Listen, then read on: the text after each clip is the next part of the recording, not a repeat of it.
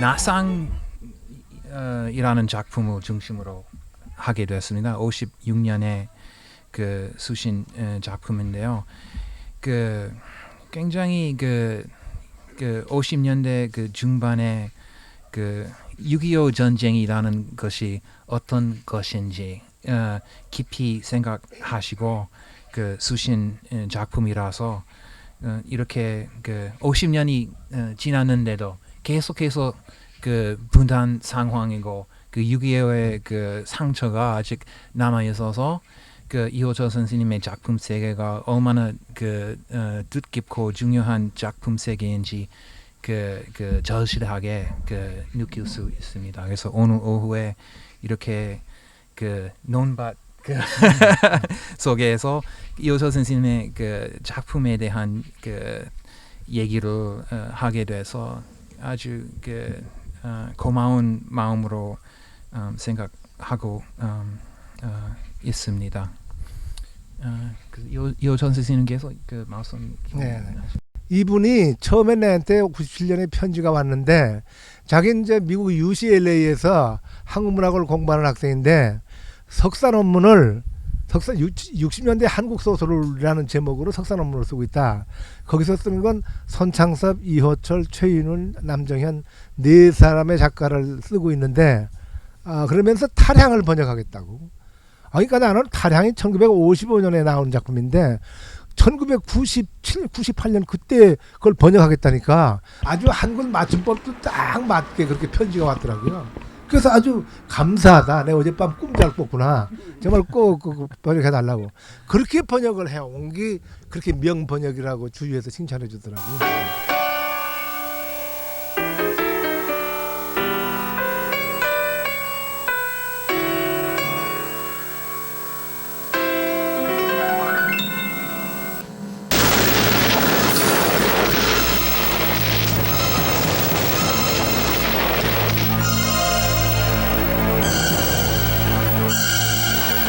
이호철의 소설 나상은 6.25 전쟁에 참전한 한 형제의 얘기다. 그 형제가 인민군의 포로가 되어 끌려가는 도중 우연히 상봉을 하는데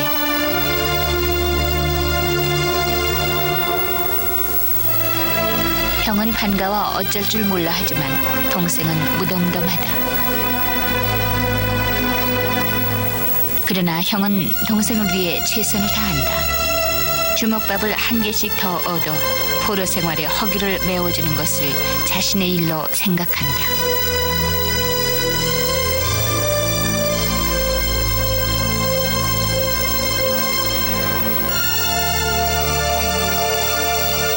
주먹밥을 얻지 못하는 날은 훌쩍거리는 형. 그런 형에게 차츰 인간적인 사랑을 느끼는 동생.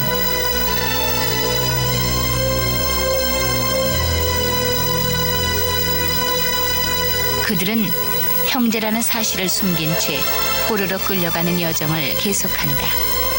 시간이 흐를수록 형제 사이의 정은 끈끈해지지만 어두운 그림자가 드리워진다. 다리를 다쳐 절룩거리는 형은 낙오자가 되고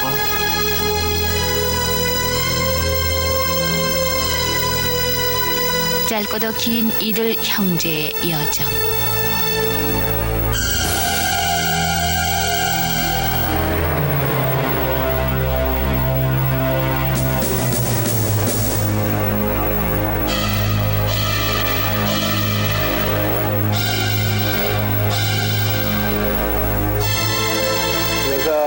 이 작품은 참 40년 동안 문학 생활을 해온 과정에서 가장 아끼는 작품의 하나인데요. 그 이유는 몇 가지가 있어요. 이게 제가 두 번째 작품입니다. 두 번째 활초가 된 1956년 1월호에 발표가 된 작품인데, 그러니까 탈향 이후 두 번째 작품인데, 비록 55장밖에 안 되는 작품이지만은 이걸 쓸 때 한 열흘 동안 무척 고생을 했고 한 1000장 정도의 파지를 냈었어요. 그런 것이 첫째 이유고, 둘째는 그때 내가 월남 이후에 혼자 월남해가지고 가장 암담한 절망적인 상황에 빠져 있을 때 그런 어떤 그 구원으로 말하자면 그 절망 속에서 한 가닥 어떤 그 빛을 찾아서 말하자면 대든 것이 이 작품이었다 하는 것이. 그러니까 나로서는 어떤 개인적으로 그런 추억거리가 있고, 세 번째로 이 작품을 내가 아끼는 작품은 이 작품의 테마하고 관련되는 부분이에요. 말하자면 이게 내가 24살 때 겨울에 썼는데 24살 겨울에 지금 금년제가 64살이에요. 어쩌면 64살인 지금 이 시점의 내가 인생이라는 것이 이런 거구나 하고 그런 거 조금 달관이라면 너무 지나치지만은 그런 쪽으로 내가 인식하는 인생이라는 거에 인식하는 지금의 시점에서의 내 인식도를 24살 그때 이 작품을 통한 인생 국면으로 딱 정확하게 찝어냈다는 걸 나로서도 대견스럽게 생각하고 있어요. 참 이거 쓸 때가 제가 월남에서 혼자 살면서 50년 12월에 월남에서 55년 겨울 그때 아주 암담했어요. 가장 절망으로 떨어졌을 때예요. 그때 그 도남동 지금 저 성신여대 그 앞에 그 지금 다 기와집들 없었지만은 거기에 그 하숙방에서 그런 절망 상태에서 한 보름 동안 이 작품에 또 이렇게 사생 결단하듯이 하여튼 뭐 이거 되면은 무슨 뭐가 되는 건 아니지만 어떻든 여기다가 모든 걸 집중해 가지고 아니 근데 1000장쯤 파질냈어요. 1000장쯤. 그리고 한 전체가 55장짜리 200장 오지 55장짜리인데 전체 지금 이게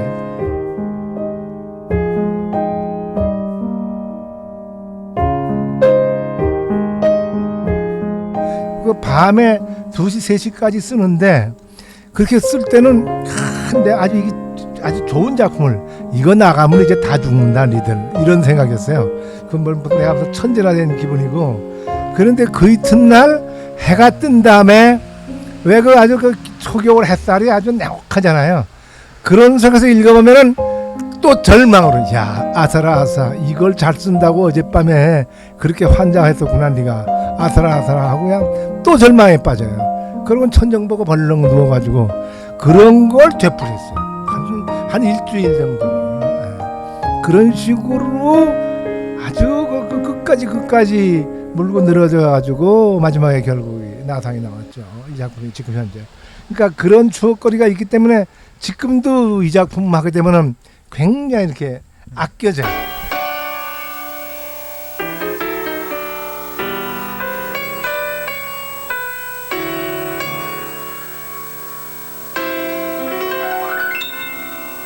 그러면 요거 첫 대목을 한번 읽어보겠습니다. 아니 첫 대목이 아니라 여기서 아주 제일 중요한 대목 이렇게 읽어보죠. 형은 27살이었고 동생은 22살이었다. 형은 둔감했고 위태위태하도록 솔직했고 결국 모자란 사람이었다. 해방이 뜸에 38선을 넘어올 때 모두 긴장해서 숨도 제대로 쉬지 못하는 판에 큰 소리로 야 이게 바로 그 38선이구나 야 이래 나와서 일행 모두의 간담을 선언하게 한 일이 있었다. 아버지는 그때도 형을 쥐어박았고 형은 엉엉 울었고 어머니도 찔끔찔끔 울었다. 아버지는 애초부터 이 형을 단념하고 있었고 어머니는 불쌍해서 이따금씩 찔끔거리곤 했다. 물론 평소에 동생에 대한 형으로서의 체모나 위신 같은 것도 전혀 신경을 쓰지 않아서 이미 철들자부터 형을 대하는 동생의 눈온저리와 입가엔 늘 쓴웃음 같은 것이 어려 있었으니 하얀 살갗의 여인 얼굴에 이 쓴웃음은 동생의 오연한 성미와 잘 어울려 있었다. 어머니는 형에 대한 아버지의 단념이나 동생의 이런 투가 더 서러웠는지도 몰랐다. 그러나 형은 아버지나 어머니나 동생의 표정에 구애 없이 하루하루 그저 천하태평이었다. 아까 내가 1000장 파진을 냈다는 것이요. 여기까지 쓰는 동안 처음에 이 털을 잡는 동안 1000장 파진을 내는 게 여기서부터예요. 여기까지예요. 여기까지를 하여튼 1000장 파진을 내면서 하여튼 열흘 가까이를 그렇게 아주 시달렸었죠. 이 작품은 전쟁이라는 극한 상황 속에 놓인 두 형제의 대비를 통해서 과연 인간다움이라는 것이 무엇인가, 그리고 우리가 통상적으로 인간다움을 평가하는 그런 일반적인 기준들이 정당한가, 설득력이 지니고 있는가라는 문제에 대해서 근본적인 반성을 촉구하고 있습니다. 그러니까 약간은 바보스럽고 뒤처진 인간이라고 누구나 판단했던 형이 오히려 더 인간다운 면모를 많이 지닌 제대로 된 인간이라는 것을 보여줌으로써 사회적 통념에 대한 어떤 근본적인 회의를 던지고 있는 것입니다.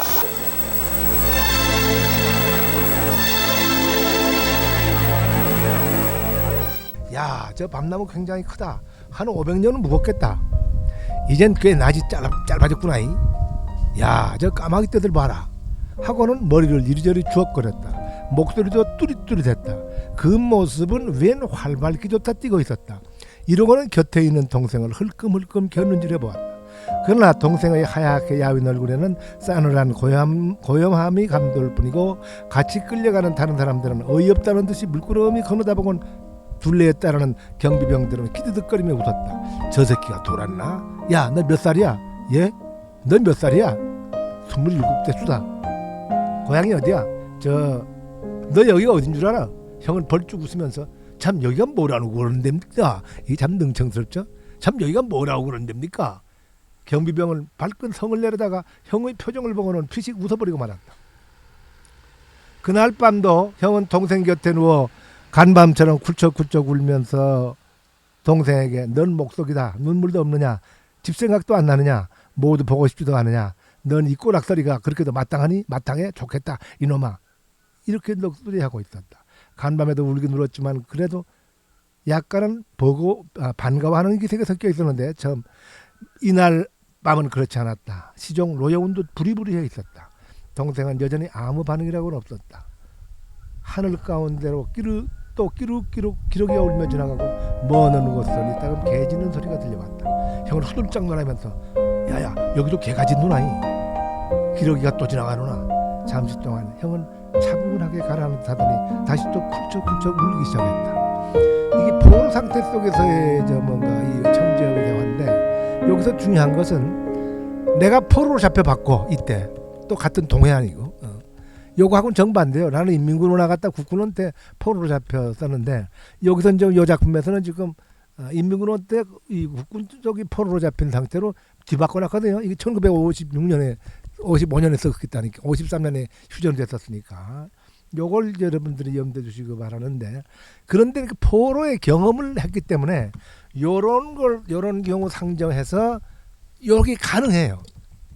이거 무슨 인민군이다 국군이다 사이 없이 이 경비병들이 이제 끌고 가는데 이렇게 가서 잘 때는 어떻게 잤고 주먹밥은 어떻게 먹었고 그런 걸 내가 다 기억하고 있으니까 일단 그런 게 전제로 됐기 때문에 내가 이걸 쓸 수가 있었죠.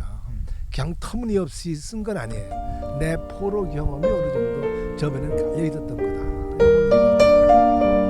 이호철 선생님의 그 단편들로 그 번역할 때 그 피부에 느끼는 거는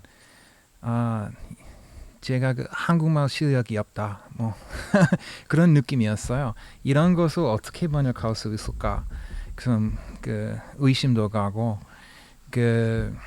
왜냐면은 그 이호철 선생님의 그 작품들은 여러 가지 다양한 목소리가 나와요. 그래서 이호철 선생님은 그 다양한 목소리로 살릴 수 있는 그런 그 위대한 작가라고 생각이 됩니다.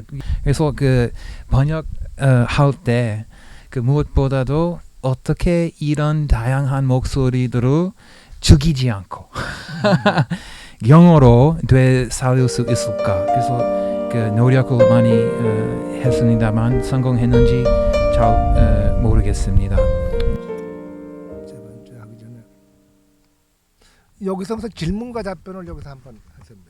이 작품 쓸 때 질문 같은 거 있으면. 고등학교 때 이 나상을 읽었습니다. 처음에 고등학교 때 읽고 또 전혀 다 잊고 있었죠. 어느 분 소설인지도 모르고 잊고 있다가 선생님하고 인연이 돼서 읽고 또 이제 읽을 때마다 늘 그 새롭게 많이 다가옵니다. 자기가 벗는 그 작업 그리고 형이 동생이 그 자기를 이렇게 벗어 던지는 그 작업에 그 울음을 터뜨렸다는 거 그거 굉장히 저한테는 다가왔고요.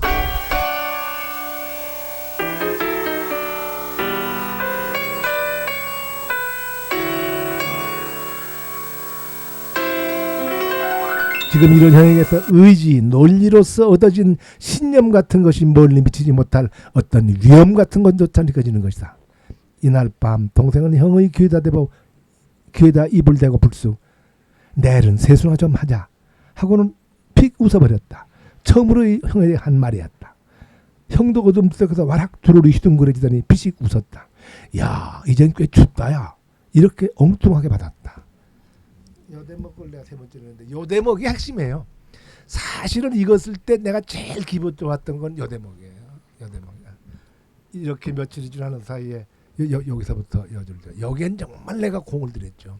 그러니까 이 작품이 나온 다음에 김동률 씨가 그렇게 이걸 선전했어요. 아, 이건 대단한 작품이라고. 근데 지금 생각하면 그 동리의 그 제3 휴머니즘 하고 그냥 딱 직통하는 게 있어요. 네, 여기네요. 마지막. 마지막은 마지막 페이지 17페이지부터예요. 그러다가 결국 그 형은 죽잖아요. 그러니까 형은 그럴 때면 늘 외면하고 무표정인데 마지막엔 형이 죽을 때 되니까 형이 도리어 말이 없어져. 그러니까 동생이 그때부터 초조해가지고 형아 말 좀 해. 그러면 형이 울어요. 또 동생이 울어요. 요 뒤바뀜 요게 요 작품의 또 핵심이죠. 그걸 김은신 씨가 고점을 찌르네요. 고점을 알아보네요. 굉장히 하시하던 그런 동생의 그 오만한 시선이랄까요? 그런 것이 그 형의 따뜻한 주먹밥 한 덩이에서 차츰 변해가는데 그런 동생의 변화가 시사하는 바도 굉장히 많다고 생각이 됩니다. 그 부분에 대해서 말씀해 주시죠. 그 점이 이 작품의 가장 핵심 부분이에요. 네. 뭐냐 하면은 동생은 이 사회생활 속에서 이 인간관계를 중시 여기는 사람이거든요. 영리하다, 똑똑하다 하는 것은 사람들 사이에서 처신이 똑똑하고 영리한 거란 말이에요. 형이라는 사람은 좀 모자란 사람, 칠푼인데 그런 조건 속에서 이 자연, 이 우주와의 감흥은 형이 더 빠릅니다. 밤나무 보고 야, 저 밤나무 봐라. 까마귀 떼들 보면 저 까마귀 떼들 지나간다. 뭐 이렇게 그 자연 하나하나에 대해서 그 뭔가 감흥을 하는데 이 작품의 가장 핵심은 이 동해안 이 주변의 산천이에요.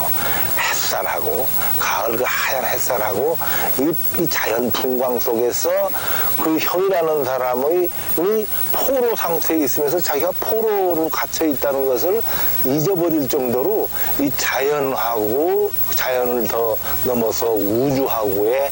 교감을 가장 빨리 감흥하죠. 네.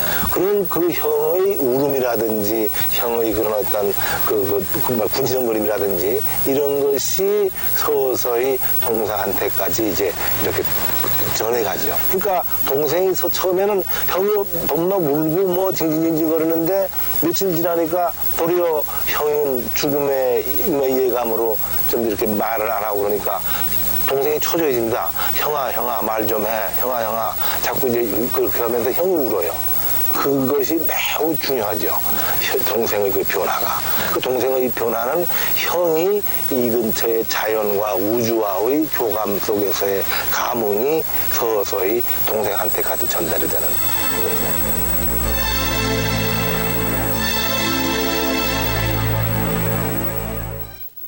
나상에 대한 작품 우주와 자연 이 형의 성격 얘기하는데 야, 내가 저거 65살 때쯤 저렇게 짓거렸네. 제법 짓거렸네. 나도 혼자 내가 저렇게 짓거렸네 하는 생각을 이렇게 좀 객관화시켜서 제법 짓거렸네 이런 생각을 나도 했어요. 남이 짓거린 거 보듯이. 그러니까 사람이라는 게 이제 이런 거예요. 그러니까 내 자원천에 내 원저 속에 24살 때 쓸 때부터 사람이라는 거, 인생이라는 거가 바로 그 형이 지닌 그런 쪽의 시선이 있었지 않았나 싶어요. 그게 말하자면 지금의 75살인데 지금 나이에 들어서의 사람이라는 게 대체 뭐냐 한마디로 약다, 똑똑하다, 뭐 영리하다 별거 아니야 하는 쪽에 생각이 한쪽으로 있거든요. 그러니까 그런 게 그 24살 그때 수준으로 저 끝머리까지 간 거를 확 잡았던 것은 역시 천장 정도의 파지를 내면서 고생하면서 그 경지까지 가지 않았나 이렇게 생각이 됩니다.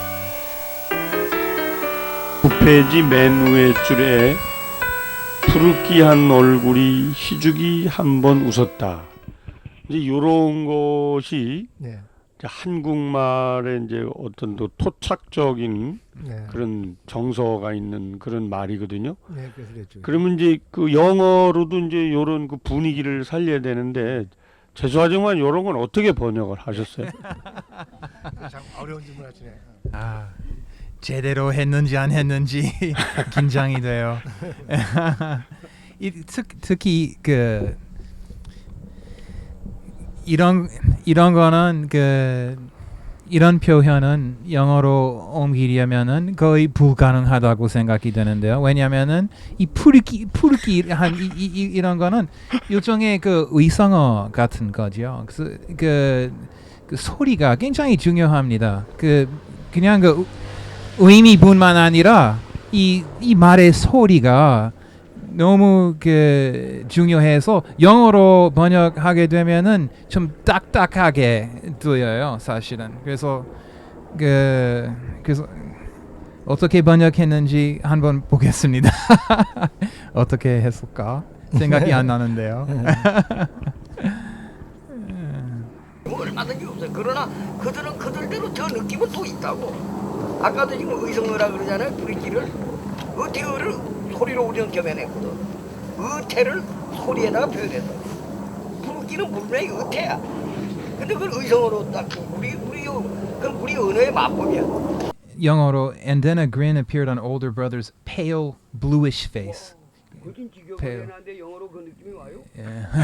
근데 pale bluish이라는 그런 거는 사실은 그 푸르기한 얼굴 그 어느 정도 그 옮기는데 어느 정도 괜찮다고 생각하지만은 사실은 그 느낌은 좀 달라요. 그래서 그 의성어보다는 그 의성어 같은 경우에는 제 생각에는요 그 한 마음이 다른 마음으로 그 의사소통을 옮기는데 굉장히 적절한 방법이라고 생각하는데요. 근데 이런 경우에는 그 영어로 pale bluish이라는 거는 그런 게 좀 없어지고 그 대신에 일종의 그 설명 그 얼굴이 어떻게 생겼는지 좀 설명하는 그 묘사하는 그런 느낌이 들어요. 그래서 이 그 한국말과 좀 달라요. 그래서 그러니까 이렇게 그 이호철 선생님의 그 대단한 그 글을 번역하는 거는 굉장히 어려워요.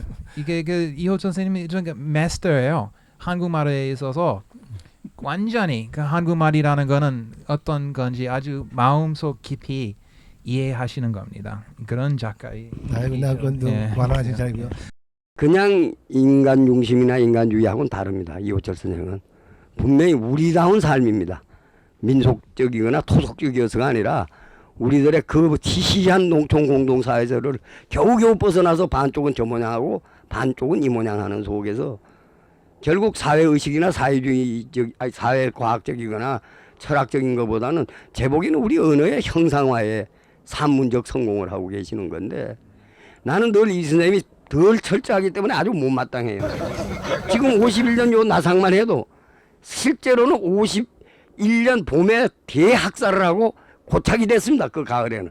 당신은 포로는 그 1년 전에 포로됐고 일부러 시기를 역사 이거 소설 속에서 시기를 이미 지금 휴전선이 고착된 그 시기를 잡고 있습니다. 어정쩡한 겁니다. 몽땅. 그래서 여기 읽어보면 국군이 인민군 포로가 됐는지 인민군이 국군 포로가 됐는지 왔다 갔다 하고 있어요. 말도. 어떨 때는 남쪽 말, 어떨 때는 한경도 말, 피한뭐 엉망진창이야. 얼마나 불철저한지 작가로서. 지멋대로 왔다 갔다 해요. 이게 또 우리 실상이야. 사실은. 북도 없고 남도 없고 한경도 놈도 없고 경상도 놈도 없고 밤낮 끝골이거든. 고맙습니다. 오래오래 더 사셔서 감사합니다. 많이 거쓰시오.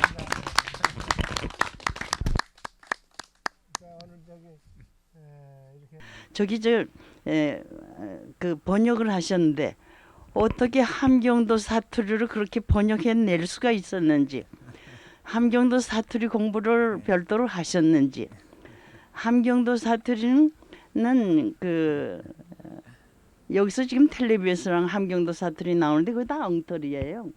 진짜 여기 함경도 사투리가 이호철 선생님 글 속에서 형용사도 나오고 부사도 나오고 그런 걸 간간히 이렇게 보는데 그것이 이 선생님 글의 맛입니다. 예. 그리고 지금 잠깐 제가 여기 지금 살펴보면서도 서울 사람들이 금세 그 말을 곧 하는 말을 뭐라 하죠? 곧 하는 말을 금방 아니지. 인차. 인차 그랬다 그러지. 인차라는 말이 금방이란 말입니다. 지금. 그러니까 그러한 그 토속적인 말들을 어떻게 그 함경도 사투리 따로 연구하시지 않고 번역을 해낼 수 있으셨는지 대단히 저는 궁금합니다.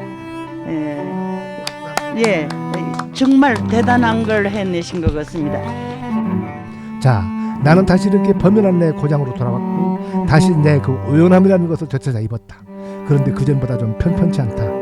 밑받쳐야 할 의지라는 것이 자꾸 다른 것을 생각하게 됩니다. 나로서나마 손해인지도 모르지. 텅 빈 하늘의 바람은 그냥 미친 듯이 불고 달은 사르르 떠는 듯했다. 요번에 지금 얘기인데요.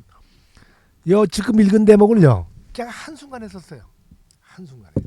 그리고 맨 뒤에 오는 것 같은 거는 한 3, 40년이 지나고서도 야 그때는 24살 때 요걸 어떻게 썼을까.